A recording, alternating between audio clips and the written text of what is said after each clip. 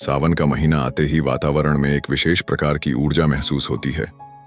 हर तरफ हरियाली, मंद मंद हवा और जल की फुहारें, मानो प्रकृति स्वयं भगवान शिव के स्वागत में जुट गई हों। इस मौसम का पहला सोमवार शिव भक्तों के लिए अत्यंत महत्वपूर्ण होता है। यह दिन केवल एक परंपरा या धार्मिक अनुष्ठान नहीं है, बल्कि यह आत्मा की शुद्धि, मन की स्थिरता और विश्वास की गहराई को छूने का अवसर होता है। विशेष रूप से जब बात पहले सोमवार की हो, तो जल अर्पण का महत्व और भी बढ़ जाता है। लोग कहते हैं कि पहला सोमवार यदि सच्चे मन और विधिवत तरीके से किया जाए, तो वर्ष भर की बाधाएं दूर हो जाती हैं। यह बात सुनी सुनाई नहीं है, बल्कि अनुभव की गई है। मेरी एक परिचिता है, सीमा, जो वर्षों से मानसिक तनाव और पारिवारिक कलह से जूझ रही थीं। किसी ने उन्हें पहला सोमवार को व्रत रखने और शिवलिंग पर जल चढ़ाने की सलाह दी। उन्होंने कुछ भी अधिक नहीं किया, केवल एक लोटा जल और एक बेल पत्र अर्पित किया और मन से कहा, हे भोलेनाथ, मुझे मार्ग दिखाओ। कुछ महीनों के भीतर ही उनकी स्थिति में स्पष्ट बदलाव आने लगा। यह कोई चमत्कार नहीं, बल्कि विश्वास की शक्ति थी। जब हम पहले सोमवार को शिवजी को जल अर्पित करते हैं, तो उसका प्रभाव केवल हमारी आत्मा या मन पर नहीं पड़ता, बल्कि हमारे जीवन की परिस्थितियों पर भी प्रभाव दिखता है। शिवलिंग पर जल चढ़ाने से शांति मिलती है। मन में जो व्याकुलता होती है, वह धीरे धीरे शिथिल होने लगती है। कुछ लोग इसे अंधविश्वास मानते हैं, लेकिन अगर ध्यान से देखा जाए तो यह प्रक्रिया अपने आप में एक ध्यान है। आप सुबह जल्दी उठते हैं, स्नान करते हैं, साफ वस्त्र पहनते हैं, मंदिर जाते हैं या घर में ही शिवलिंग के सामने बैठते हैं। एक विशेष प्रकार की मौनता में जल अर्पण करते हैं, और इस पूरी प्रक्रिया में आपका ध्यान एकाग्र रहता है। यह ध्यान ही आपकी भीतरी शक्ति को जागृत करता है। मेरे एक मित्र हैं जो पहले बहुत चिड़चिड़े स्वभाव के थे। हर छोटी बात पर गुस्सा कर देते थे और खुद भी जानते थे कि यह आदत सही नहीं है। उन्होंने पहला सोमवार व्रत रखा और लगातार 5 सोमवार तक शिवलिंग पर जल चढ़ाया। उन्होंने बताया कि धीरे धीरे उनके भीतर एक शांति का संचार होने लगा, जैसे कोई उन्हें अंदर से शांत कर रहा हो। ना उन्होंने किसी थेरेपी ली, ना कोई दवाई, केवल शिव में समर्पण किया। जल अर्पण केवल एक क्रिया नहीं है, वह एक संवाद है आप और शिव के बीच। जब आप जल चढ़ाते हैं, तो वह जल आपके अंदर की जलन, आपकी चिंता और आपके विकारों को भी अपने साथ बहा ले जाता है।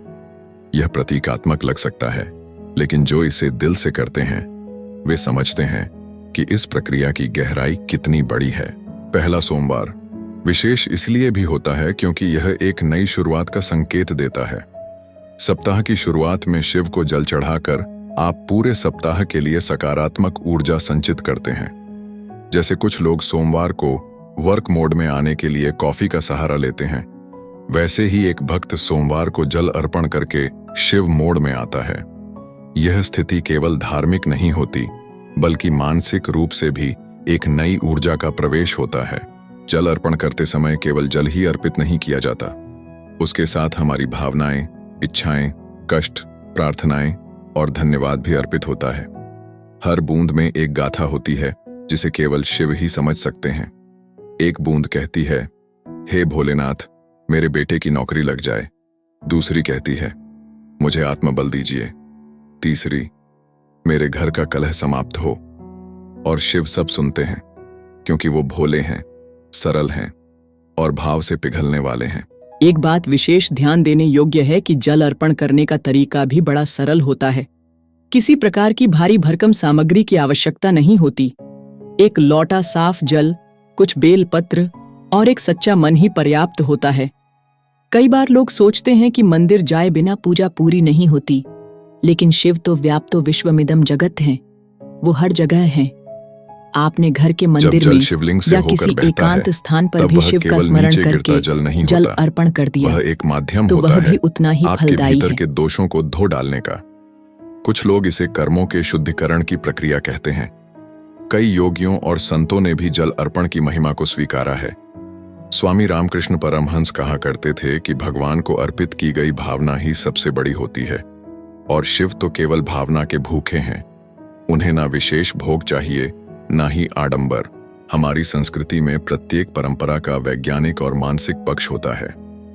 जब आप सुबह सूर्योदय के समय शिव को जल अर्पित करते हैं, तब आपकी श्वासें नियंत्रित होती हैं, आपके शरीर में रक्त का संचार बेहतर होता है और आपके मन में एकाग्रता आती है।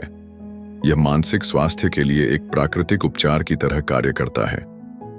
पहले सोमवार की विशेषता यह भी है कि यह कई लोगों के लिए एक अवसर बन जाता है अपनी गलती सुधारने का, पुराने द्वेष छोड़ने का, नई दिशा में बढ़ने का। जैसे एक महिला जो कई वर्षों से अपने पति से नाराज थी, पहले सोमवार को शिव के आगे अपने मन की गांठ खोल बैठी, जल चढ़ाते समय रो पड़ी और वहीं से उनके संबंधों की नई शुरुआत हुई। इस प्रक्रिया में कुछ विशेष मंत्रों का उच्चारण भी लाभकारी माना जाता है। एयूएम नमः शिवाय या महामृत्युंजय मंत्र के साथ जब जल चढ़ाया जाए तो उसका प्रभाव और भी गहरा होता है। ये केवल शब्द नहीं है, ये ध्वनि तरंगें हैं जो आपकी आत्मा के भीतर कंपन उत्पन्न करती हैं और आपको एक ऊर्जावान अवस्था में ले जाती हैं। ध्यान देने योग्य बात यह है कि पहला सोमवार केवल पूजा का दिन नहीं है, वह आत्मनिरीक्षण का दिन भी है। आप अपने जीवन की उन बातों को देख सकते हैं जो आपको परेशान कर रही हैं, फिर उन्हें शिव के चरणों में अर्पित करके यह भाव रखें, अब यह मेरे नहीं, आपके हैं, आप जानिए, आप सुलझाइए। यह समर्पण, यह त्याग की भावना ही सबसे बड़ा समाधान है। शिव जल से प्रसन्न होते हैं क्योंकि जल ही जीवन का प्रतीक है। जैसे जल बिना भेदभाव के हर वस्तु को छूता है, वैसे ही शिव भी हर भक्त को अपनाते हैं। उन्हें किसी विशेष वर्ग, जाति, स्थिति या भाषा से कोई फर्क नहीं पड़ता। यही कारण है कि शिवलिंग पर जल अर्पण करना सभी के लिए संभव और सुलभ है। बहुत बार हम अपनी परेशानियों को बहुत बड़ा मान लेते हैं, लेकिन जब हम शिव के सामने खड़े होकर जल अर्पण करते हैं तो हमें यह एहसास होता है कि हमारे जीवन की कठिनाइयां भी उनकी कृपा से तुच्छ हो सकती हैं। यह भावना ही हमें शक्ति देती है और यही शक्ति हमें जीने की प्रेरणा देती है। मैंने स्वयं अनुभव किया है कि जब कभी भी जीवन में कोई दिशा नहीं सूझती थी तो पहला सोमवार एक मार्गदर्शक की तरह सामने आया। मंदिर के घंटों की ध्वनि, बेलपत्र की सुगंध और शिवलिंग पर गिरता जल, ये सब मिलकर एक ऐसी स्थिति उत्पन्न करते हैं जहां मन पूरी तरह से शांत हो जाता है। यह लेख केवल एक परंपरा की व्याख्या नहीं, बल्कि यह आंतरिक अनुभवों की झलक है। पहला सोमवार, जब आप मन से, भाव से, श्रद्धा से शिव को जल अर्पित करते हैं तो आप केवल एक कर्म नहीं करते, आप एक संवाद आरंभ करते हैं अपने भीतर के शिव से। अंत में, पहले सोमवार को जल अर्पण करना केवल एक धार्मिक कृत्य नहीं, बल्कि यह एक आध्यात्मिक साधना है। इसमें आपको कुछ खोना नहीं पड़ता, बल्कि आप बहुत कुछ पा सकते हैं। शांति, समाधान, समर्पण और शिव का आशीर्वाद।